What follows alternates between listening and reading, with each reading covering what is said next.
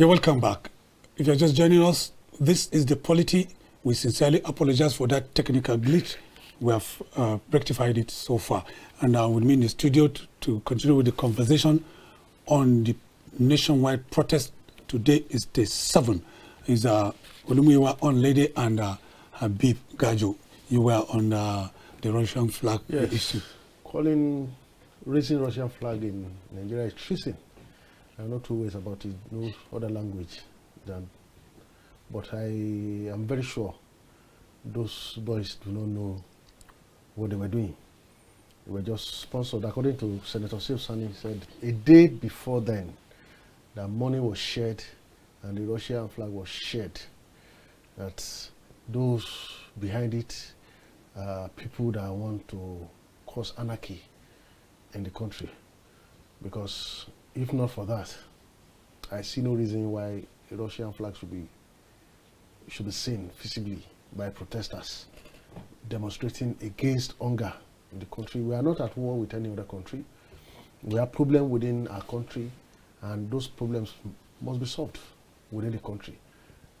Solution to problems must be homegrown, and it has always been a norm in Africa for Africans to look beyond their capacity and their capability, to look outside the shore of their countries for solutions to problems that were created within the country.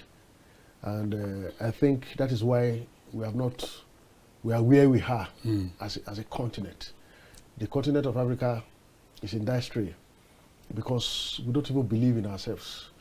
We don't even believe we can do it. We don't even believe we can move forward with the kind of brain that we have. Because if you look at our diversity, every ethnic group has something unique. Okay, Onlede, I want us to remain with this. Let's not exhaust this this Russian flag issue. And then we come back to Habib Gajo. The national flag was waved, like you said. We have no business doing that. Shehu Sani further stated in that interview, because I watched everything on a sister national network, TV network. He did say that young people and even children were given those flags to wave as they were in a procession.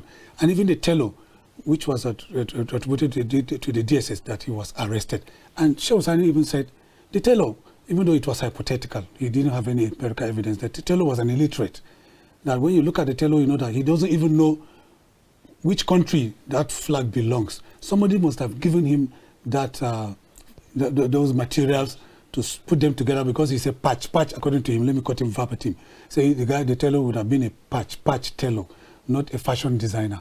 How would you react to that? First of all, ignorance of the law. It's not an excuse. It's not an excuse. And for Shehu Sani to allege, he who allege must prove. Must prove. The burden of proof relies on him. Let Shehu Sani come out and prove what he has been saying.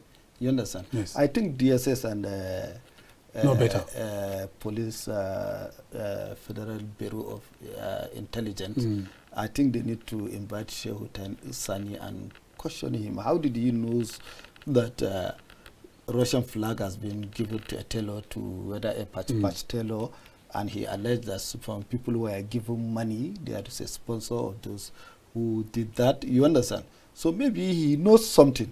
So let him come out and tell Nigerians, because we don't understand the Russian flag.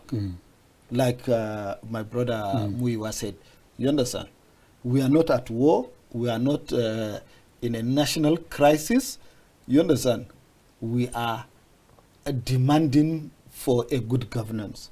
You understand? So you made mention of, you cited example of Palestine and Gaza protesting in America and so on. You understand? Yeah. Those are different issues. You understand, like you said. You can raise another country flag, for example, during Olympic, World Cup sports, in any other sport gathering, you can raise another country flag. It's a solidarity, you understand? And protesting in America and United Kingdom, France, against Palestine, against Israel. You understand? So raising flag of Israel and Palestine is also allowed in those countries. The reason is, one, United States of America, that's the headquarters of the United Nations. You understand? So you can protest with with a flag that is being concerned, a country of concern, like United Kingdom. I think that is the headquarters of Commonwealth. You understand? So also it's also allowed there. You understand? Yeah. But you can't raise a flag of Palestine or Gaza flag inside Jerusalem or Tel Aviv. No, definitely it's a treason. It's treason. You understand? Because I listened to a senior lawyer, a fundamental human rights lawyer who is a senior advocate, was saying that it's not a treason unless and so on and so forth. But the intention of doing it, that made it treasonable. You understand? And it's a capital punishment. Yeah. You understand? So the earlier, the better the security agencies step in and arrest or get the sponsors of it, and those who were being paid to raise those flags on camera for the whole world to see. You understand? Even they can get those who did the videos, you understand, and those who posted the videos. How did you get it? How do you manage to see it? How did you get the Russian flag? You understand? But me as a citizen, as a patriotic citizen of Nigeria, I will never share anything that is against Nigerian sovereignty and integrity. I will never share it. You understand? Yeah. So we expect every Nigeria to respect the unity and the sovereignty of Nigeria. You understand? For somebody to call another Western forces, we are finished with number one colonizers, and now we are going to number two colonizers, and only God knows in the future of our children who will be number three colonizers. Okay, so let me ask Mr. Onlede, he has talked about the future of our children and the ones unborn. Taking a look, I feel worried, truly, taking a look at children, forming part of that demonstration procession, and they repeat what they hear when they hear their seniors say, Bama, so we don't want. Doesn't it worry you that this army of unemployed youths that are so many, there are millions in the northern region particularly, are passing on the same orientation, to younger ones, to children that are, in future are going to be cannon fodders that could easily become willing tools to foment trouble. Don't you feel worried? Yes, the issue of out of school children is a very big problem, especially in northern Nigeria, but not limited to northern Nigeria. Anyway, but what we are supposed to do is not what we have done, because we have 3 layers of government: the federal, the state, and the local government. If for reason best known to them, the governors, they have killed the local government system that is being revived now by the Supreme Court, thanks to the present government. That doesn't mean... No, thanks for the Supreme Court and Attorney General. No, not the Attorney General. Okay, but he is doing the case against... No, the Algon. The Algon started fighting this. The Algon started their freedom of, you understand, and independence. The president... You're adding to his thanking. The president directed the Attorney General to... No, he's adding to your gratitude. Yes. He's adding to it. Algon, yes, I understand. He said you should expand it. But there was a move during the leadership of President Muhammadu Buhari, yes, executive of that 10, which didn't work. Yes. We thank God that now it has worked. Now, going away from that, apart from the 3 layers of government, we have the traditional institutions, well respected in Nigeria. We have religious institutions, well respected in Nigeria. What have they done on the issue of out-of-school children, especially in the north. Exactly. What have they done? There is a general Everybody must put hand on deck to solve this problem. You cannot do you leave know this that there is problem. no leader in the north that does not talk about out-of-school children? Because but in even pragmatic terms, even as individuals, every religion has told you, if you have capacity to raise children that are not yours, please go ahead. do so. There is blessing in it. There is blessing in it. But have we done that? Have we done that? We prefer to spend money on frivolities than to build people for the future. Because if you can only build children for the future, you cannot build future for the children. Because at the end of the day, you look at, there's a paradigm shift. You that have a lot of money, you have not been able to train people outside your immediate family, then you are part of the problem. You are part of the problem. So right now, what I expect the governors to do is to work with local government, work with traditional institutions, work with religious organizations and leaders to see what can be done. Because so that this thing will be brought to the barest minimum. Because look at Kano. A whole library was looted, chairs and everything were taken away. No book. No book was No taken book away was missing. Because people are complaining. Like Senator Sani was complaining that no book was missing. It sounded funny, but I didn't laugh over that. If you don't complain about people not reading those books when there was no crisis, you cannot complain about them not stealing the books.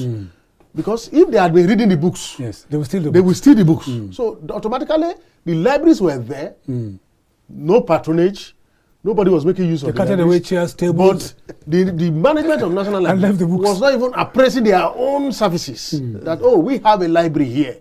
People are not using it. Then what do we do to drive people to use it? Let's take this caller, Onlede. Olumuyiwa, Onlede, hold on your thoughts. Good afternoon. This is the POLITY from KAFTAN Television Studios in Abuja.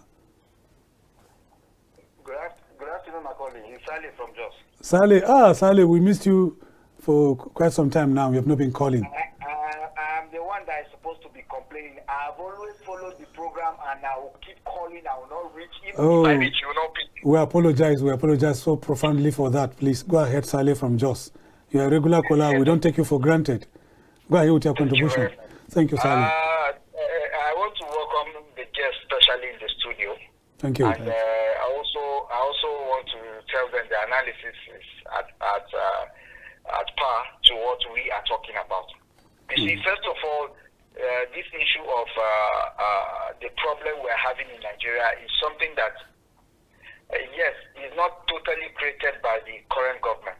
But we have to know that everything was attached to the fuel subsidy. We were having it easy with Buhari's time because of there was subsidy. And from day one, when the president came into office, in fact, he didn't even enter office because Eagle Square is not his office. He just went ahead and then removed fuel subsidy without seeing the books. Because the truth of the matter is, if you're not a president or you're not a governor, there are some information you are not privy to. It's only when you are in office that these facts come to you directly. I expected that the president would have waited and put issues in place where it comes to this issue of our refining, our refinery working, our refining capacity. Can we able to take care of our needs for PMS before we start even importing and make forex? All these things are things that he needs to understand. First of all, in his speech, he did not even make a mention of hunger. So he did not believe that anybody in the country is hungry. That is why he did not even mention it. You see, all these things are things that have to do with the leadership. You cannot say you send 20 trucks of rice to the state. How much is 20 trucks of 25 kg bag of rice? And how many people can it feed? Did you send it to the local government? Did you send it to the world? No, you send it to the state. The political appointees will have to take their own first before even sending it to some people that they claim are political partners of theirs. So please, the president should look at these things. It might be that they are putting curfew and then trying to make some states stifle some people from going out and protesting. But the truth is that there is still hunger.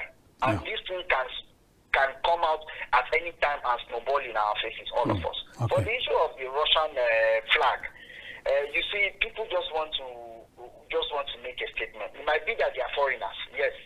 Because I don't think whether any reasonable Nigeria will be calling on Russia, because no Russia is going to come and help in our own issue. It might be that they are foreigner, but for the fact that we have people buying those materials in the market and sewing it without nobody flagging it or alerting the security operatives until this thing gets to the street, is a question mark on our security and our DSS. They have to be working very hard to make sure that they nip things in the bud without even making it coming to the street first. Because coming to the street means that there's laxity in our security information. That is why this flag came to the street. Okay. When the tailor was doing it, that was when they were supposed to tackle these issues. So please, the politicians and those people in authority should make sure that Nigeria is our country. The 1% cannot be snowballing and dealing with 99% and they expect people to keep quiet. Hunger is nobody's friend. I'm telling you this. Hunger is nobody's friend. And Chewo Akimboloyi, another sister channel, said something. In the past 23 years, the North has never protested against a sitting president. It's happening this time. And this same North gave Tinubu 5.something million of the votes. He got 8 million. You should be very worried about when people are coming out to protest hunger. They are not protesting about any other thing than hunger. He should be very careful with the way he deals with them. Thank you very much. Thank you very much, Sally. As usual, Sally is very, very articulate, and point blank when he's making his contributions. We've always gained from his contribution when he calls in from Jos.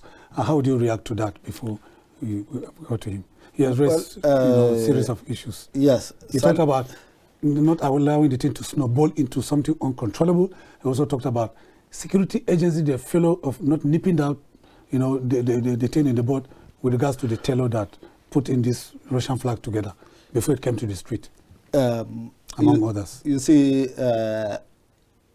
what Salis said that caught my attention. I don't know you guys. Both of us, you understand? He made a reference to one journalist who said that the northern Nigeria has never protested against a sitting president for over how many years. You understand? Because the reason why the northerners don't protest anyhow against the president, because they believe that it's only God that gives leadership. Okay. You understand? So when you are challenging the leadership, you understand, that was a mandate of the people and given by the God, then definitely you are challenging your own creator, your own self. Your own self. You understand? It's just like you can't vomit and swallow it again. You understand? But the hunger, like you said, has no friend. So definitely the northerners has come out to Okay, that's the reason why this time around northerners are out in the street. And that is why he's giving warning to the security agencies and the government that they should be careful so that it will not snowball to something another uncontrollable. Because small thing, you can't control it because the security agencies lack the manpower and a technical how to curtail even civil disturbance, talk less of a terrorism. Okay. Now, I want to chip in about out-of-school children. Okay. You understand?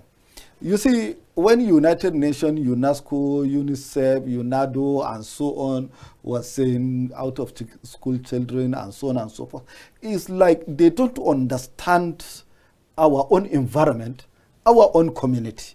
You understand? Like he said, it's not only in the north. I want to give an example, a reference, so that Nigerians will understand what is out of school children. You understand? Now, a Igbo man who sent his 7-year or 10 years or 12 years old boy to one of his uncle or his brother in the city to go and learn trade. You can't call that one out of school children. Because at the time he's doing that apprentice, he's also going to school.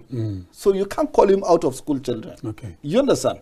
Like in the north, those who are going to Islamic school, you understand, at the same time going to the farm or learning another work, you understand, or doing apprentice somewhere, you can't call him an out-of-school children.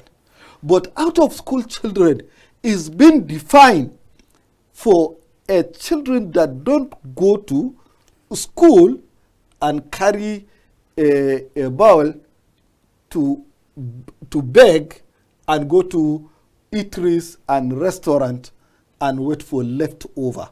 You understand? That's a poor out-of-school child. Yeah. You understand? I do. So, I get your point. So the percentage they are putting it is not appropriate, and I have said it several times. Let the United Nations, UNADO, UNESCO, and UNICEF to adjust that diagram, you understand, or the figure, so that we will understand. So your argument is with the yardstick being used? Yes. Or the parameters being used to describe a child as out-of-school child? Out of school. You understand? Against the backdrop of lack of access to Western education. Only. They just capitalize on only Western education. But a child that don't go to school and beg for food, wait for leftover, can be a criminal. Okay. That's out of school children. Okay. That's our own person. Hello, good afternoon. Hello, sir. Yeah, good afternoon. This is the POLITY. Your name, please. Okay, could you turn down the volume of your TV and go ahead? Yeah, I enjoy your program. Quite all right. Okay. Habib, I like your commentary. Okay. But what I want to say is that out-of-school children, I mean, Go ahead. different from one that will abandon school and then go and start becoming nonsense to society. Okay. But some of us from our foundation, I think we'll close from school and then go and treat for our parents and then still have time to still study our books. Like me, I grew up in Ghana, I was born and bred up in Ghana. I go to my mother's shop and I close and I go there do something for her, stay for her. When I still have time to read my books. Okay. Read my book. Thank you. And I'm going to comment on the one that we are using flag, Russian flag. I don't think it's uncalled for. Because Russia is a sovereign country, we are a sovereign country, and they have their own peculiar problem now. And if Russia should come and invade Nigeria, we don't have any resources again. The US government, they pretend that 2010, Nigeria will be out of stock of oil. And it's telling us, I don't know, even if you go to Nigeria, even the amount of oil theft is much larger than what it used to be. For that time, our eyes were not as open as it is now. They are aggressive. We're going to hold that things will come now. The president means well, but I want to say that the government policy is different from the government itself. Because the policy may be bad, but the government intention may be good. Thank you. But it takes criticism and takes correction for them to do the right thing. But I want the president one thing to do for me, so that he can reduce the oil, the oil subsidy. Even 60 or 40%, they can burn the grunge, and the government, the society can pay for the rest. Okay. It's too much. Thank you. God bless Nigeria. God Thank bless you. people, sir. Thank you so much, Audu. Thank you for your call. Thank you so much. Let me ask you this, Onlede. Let's go back to what Saleh said earlier on. He has touched some of the areas. He did mention that out of the 8 million votes, that the current president got, to win election, the North gave him a whopping 5 million votes, and they never protested against any sitting president. Now that they are coming out to protest against a sitting president, how scary is that? Politically speaking. A caller that said the North gave him 5 point something. Yeah, that's why he said Saleh. The name of the caller is Saleh. Okay, Saleh. Okay. Yes. From Jos. Okay. Yes, according to annex resorts, not individual resorts, 5 point something million vote from the North. From the North. The remaining from the South, and the president emerged as the. That is to say, if there are protests like this, then you must take it very seriously. If there is protest from your strong support base, you must take it very, very Very seriously. seriously, yeah. You must take it very seriously. But why the protest must be taken seriously is not because of those that voted for him alone. It's because once you are elected, you are the president of the whole country. Yes. You're not the president of the region that voted for you or not, and not the region that did not vote for you. No, you are the president of the country. I think Saleh is talking about the changing dynamics. Yes. So You know, whether moving forward to 2027. whether the region that voted for him most is protesting or not, the protest must be taken very seriously. Very seriously, okay. And once I agree people with are your point. hungry, the protests must be taken, their demands must be met, and policies must be looked into. In strategy management, when you are operating a strategy, you go back and reevaluate. If it's not working, you re-strategize. Okay, let's take this caller. Hello, good afternoon. This is the POLITY. Hello, good afternoon. Your name, please, and where you're calling from. On the line. What? Who? Good afternoon. Yeah, we can hear you. Your name? This is Dudu on the line. Who? Gideon. Did you hear me? Okay, Dudu Yemi, go ahead. From where? Actually, why I'm trying to contribute to this program, Go ahead. the issue of Nigeria started from since the former emir, the current emir of Kano State, see that Nigeria is growing current. Who is the current emir? Sanusi Lamido Sanusi. Okay, go ahead with your comment. When he was the governor of the Central Bank of Nigeria, he said Nigeria has been borrowing money to pay salary. And then we did not go for protest. That is the best time we should have come out for protest. Since then, we've been borrowing money to pay salary for workers, of Nigerian workers. And the problem we keep borrowing. When we are becoming a borrowing economy, this is what is going to result to. And we need to, our leaders need to stand up and make sure that things work in this country. We can't stop. The money they are borrowing is to pay worker salary. And how can we go on with this? For how many years? Now look at the youth. This is the just preamble. If the government should not sit up, this small have come earlier than this and said such thing is happening. The government is not address this issue. How can we go on? How can we address things? How can we make things to work in Nigeria? Okay. Our president, they will be traveling up and down the country trying to know what. No, let them sit down. We have modalities. We have what we can do in Nigeria. There are little things. There are small scale in there. So there's a lot of graduates out there who are jobless. Thank you. And they are seeing the kind of money our leaders are taking for voluntary allowance, for this, for that. And you want us to be keeping quiet and be looking at them. So they need to change things. They need to make things to work. Okay. So the government needs to make sure that things work in this country. This also, another program will still come again.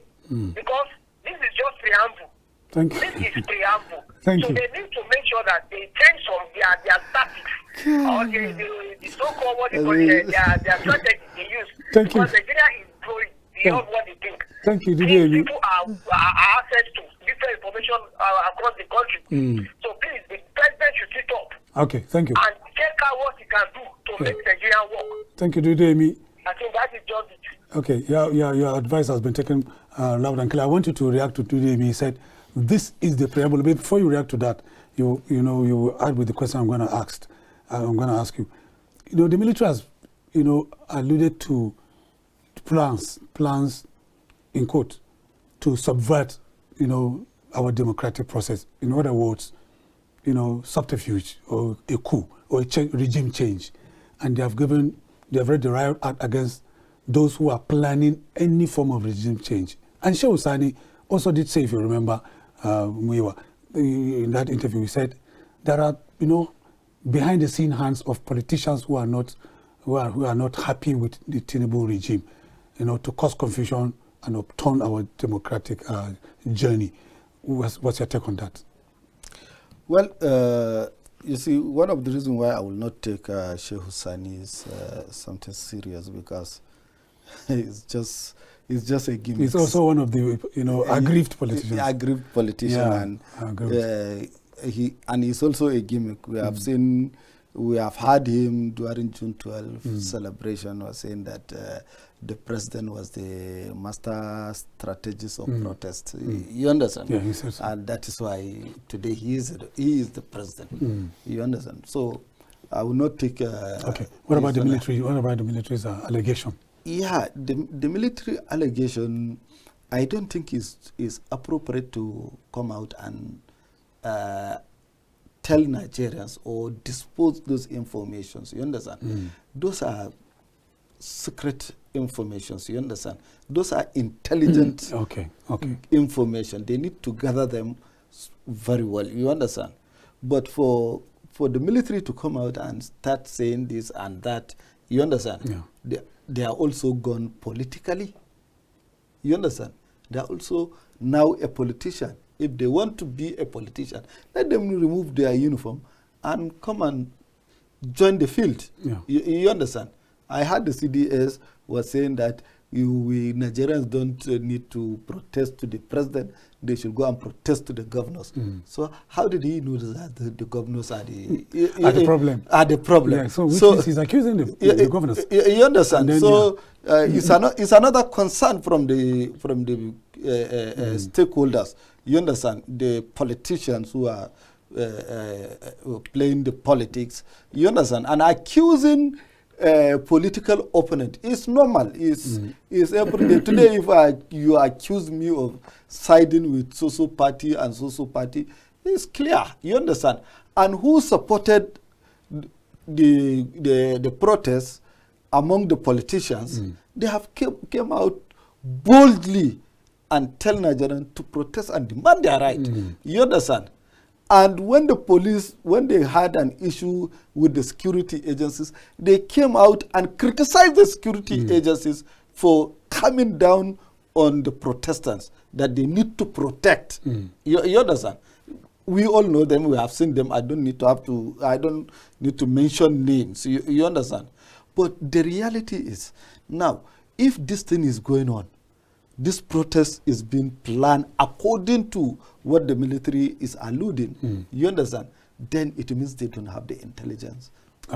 Information, or they did not gather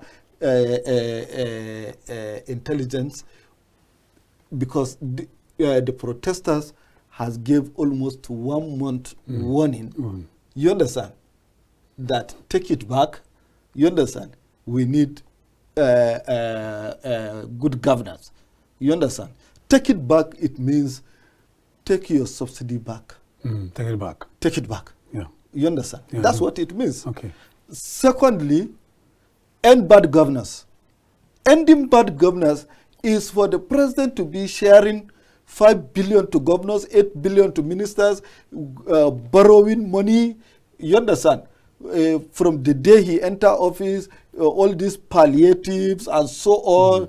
Lack of corruption checks. We have seen the Minister of Humanitarian. We have seen so many.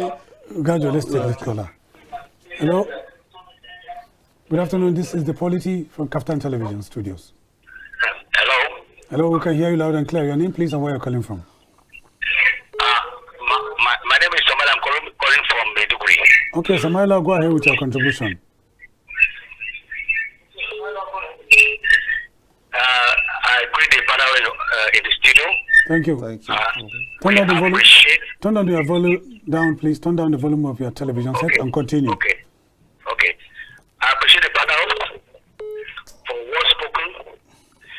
But the truth is, the president, the sitting president, the one of these protests, if he loves Nigeria and Nigeria put him there, he's supposed to address the issue. Because the issue has already been said and has been already clearly stated to him. But when he came out, his broadcast was something else. Not addressing the issue that made people to go on the street. So please, with this forum that is happening, let us talk to him. Because people are suffering. Also, here you can see people cannot go to hospital because they're dying. There is no money. There is no, you cannot go and even buy food. How much is the bag of rice? How much is the bag of maize? And even the minimum wage that they say is approving, where is he going to take somebody to? So let him take away this oil subsidy. I will believe that when he did that, I think Nigeria will be normal. God bless you and have a good day. Thank you so much, Samaila from Borno State, for your comment. Comrade Onlede, let me ask you this question. And it's going to bother on strategic communication or damage limitation strategy, as the case may be. In the UK, the demonstration that was triggered by the killing of some, children, which was, alleged to have been perpetrated by a Muslim young person, which later turned out to be, of Rwandan parents. And, it was triggered by disinformation on social media. Let's take a look at the spontaneity of reaction by government. Only 2 people spoke to Britons. Kastama, the Prime Minister, and the Minister of Interior. But in Nigeria, everybody seems to be talking. Yesterday, we saw a medley of talks by heads of government agency. The Chief of Defense Staff, Christopher Musa, talked to Nigerians. The Chief of Army Staff, Lagbaja, talked to Nigerians. The Chief of Naval Staff, Ongala, talked to Nigerians. The Chief of Air Staff, Air Marshal Obakar, spoke to Nigerians. The Head of Immigration, Kenny Nandap, spoke to Nigerians. The Head of Civil Defense, what was his name, spoke to Nigerians. Everybody seems to be talking. Who should be talking to Nigerians other than the Minister of Information and President's spokesperson? No, in the case of United Kingdom, it was an internal issue. Our own, is it not internal? Our own, according to the immigration boss and the Chief of Defense Staff and Chief of Army Staff, they seems to be foreign sponsor, according to them, which will undermine the integrity and the sovereignty of the country. So that is why they have the right to say something, because the military is there to ward off anything that will undermine the sovereignty of the country. And in the case of the United Kingdom, nobody is raising any flag there. Nobody's raising any flag there. Okay, when you say we have foreign sponsors on your watch list, who should be telling Nigerians that one? Is it the GSS or is it the immigration? No, immigration has a role to play in telling us. NIA can even speak on it. NIA can speak on it. You understand? The DMI can speak on it, which is part of military formation. You understand? So, why we have only the Prime Minister and the Minister of Interior over there speaking is because... But can't the Chief of Defense Staff speak on behalf of the armed forces? But must the Chief of Army Staff talk and the Air Force? And I don't understand. We're not at war to protect the territorial integrity of Nigeria. You see, the best official channel to speak to Nigerians about what all these service chiefs have said is only one person, is the National Security Advisor. And based on the intelligence gathering, because the military cannot gather information outside Nigeria. They gather information inside Nigeria. NIA gather information outside Nigeria. And transmit to... You understand? Advisor. Yes. DSS also do, but... Within Nigeria? Even outside Nigeria. You understand? But they can't make a pronouncement. They submit their report to the National Security Advisor. You understand? Nigerian police can also make pronouncement. They can... Because they have Interpol. Yes. They have Federal Investigation Bureau. You understand? Any intelligence report goes through that intelligence Bureau of Intelligence and also to the National Security Advisor. The AIG submit his report to the National Security Advisor.